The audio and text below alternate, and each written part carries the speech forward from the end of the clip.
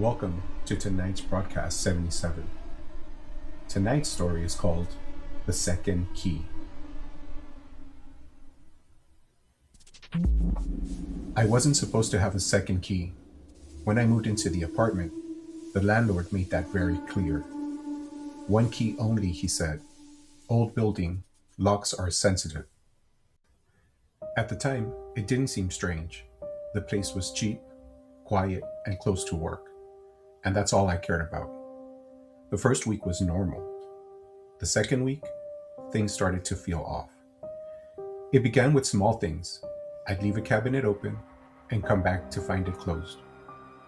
Lights I was sure I turned off would be on again. At first, I blamed myself. Stress, maybe. Long hours. But then one night, I noticed something I couldn't explain. I always leave my keys in a small bowl by the door, same spot every time. But that night they weren't there. I checked my pockets, my jacket, my bag, and nothing. And then I saw them, sitting on the kitchen counter. The problem is, I hadn't even gone into the kitchen yet. I remember just standing there, staring at them, trying to convince myself I must have forgotten. That's when I heard it. A soft sound from down the hallway, like a footstep. I froze. "Hello," I called out. No answer. I grabbed a knife from the counter, honestly, more for comfort than anything, and slowly walked towards the hallway. Every step felt louder than it should have. The floor creaked under my weight. The bedroom door was slightly open. I was sure I had closed it. I pushed it open slowly. Nothing. The room was empty. Closet door shut, window locked. No one there.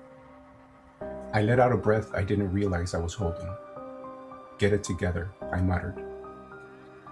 I went back to the kitchen, put the knife down, grabbed my keys, and that's when I noticed something that made my stomach drop. There were two keys in the bowl, identical. Same scratches, same worn edges. I picked them up, turned them over in my hand. There was no way I had made a copy. I hadn't even had time. I slept with the lights on that night. The next morning, I called the landlord. I told him everything. The missing keys, the second copy, the noises. There was a long pause on the other end.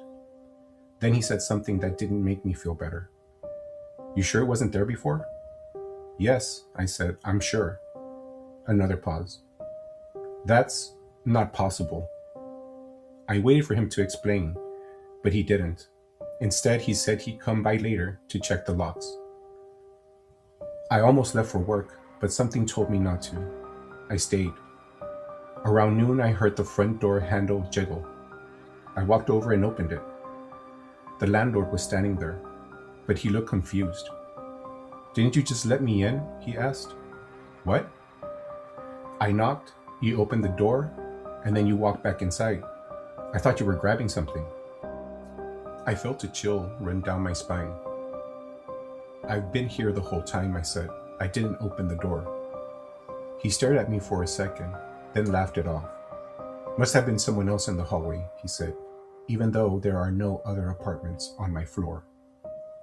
He stepped inside and checked the locks. "They're fine," he said. "No signs of tampering."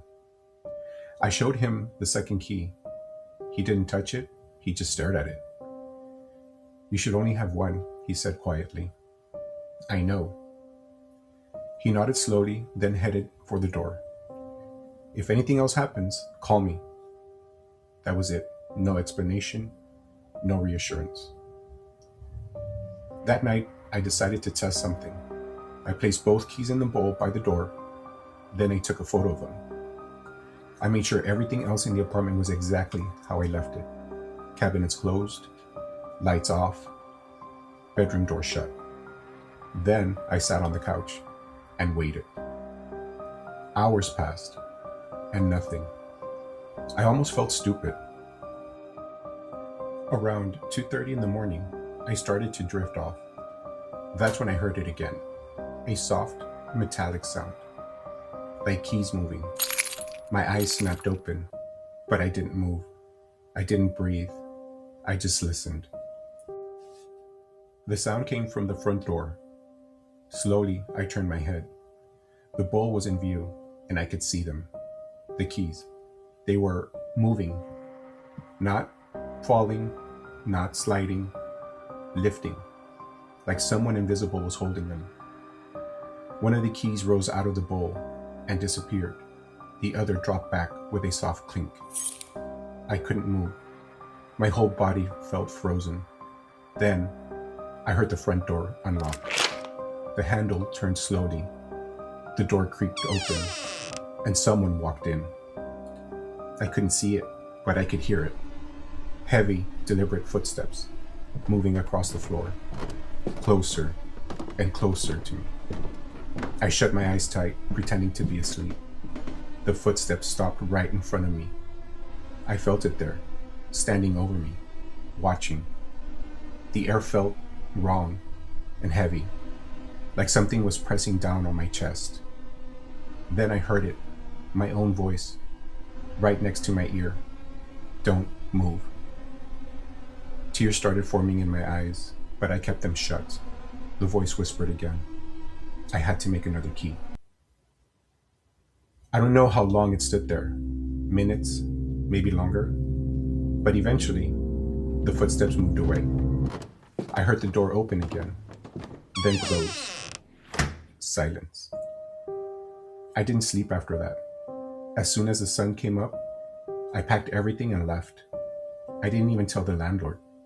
I just dropped the keys in the bowl and walked out. Both of them. A week later, I got a call. It was the landlord. He sounded shaken. "Did you come back to the apartment?" he asked.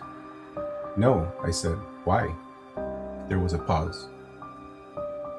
"Because when I went in today, there was a key in the bowl." My stomach dropped. "You said there should only be one, right?" I asked. "Yes." "And how many were there?" Another pause. "3." I hung up, and then I looked at my kitchen counter, at the small bowl where I keep my current keys. And sitting inside was a key I had never seen before. Stay tuned for part 2 of The Second Key. And don't forget to like and subscribe if you like what you heard. Good night.